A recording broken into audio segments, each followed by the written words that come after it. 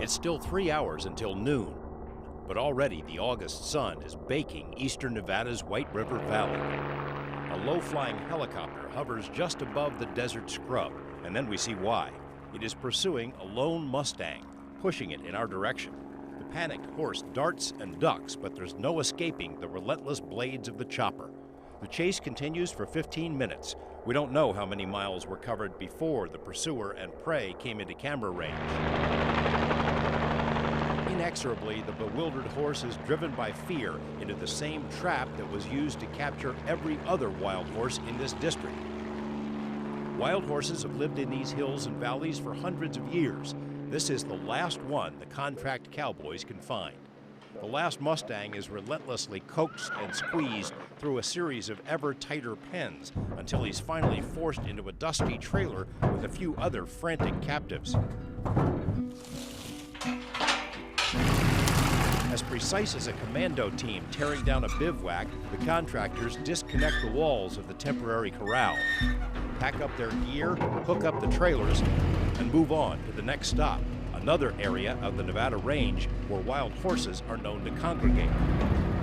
The Federal Bureau of Land Management has determined that all of the horses in this region must be removed for their own good.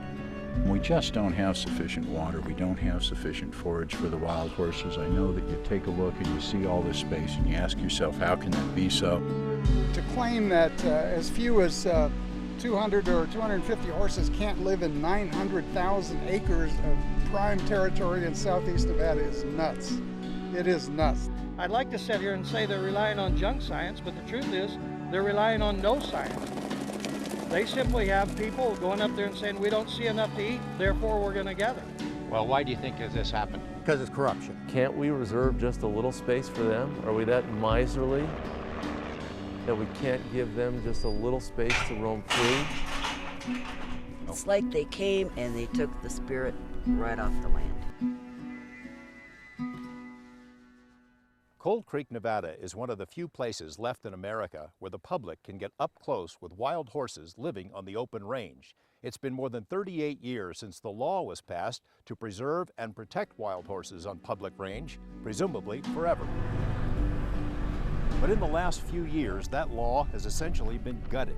Half of the land set aside for horses is now horse-free, and the number of horses living on public lands is likewise half of what it was when the law was created.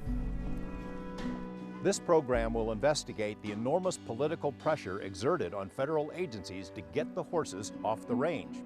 And it will look at why and how federal employees have been complicit in this effort.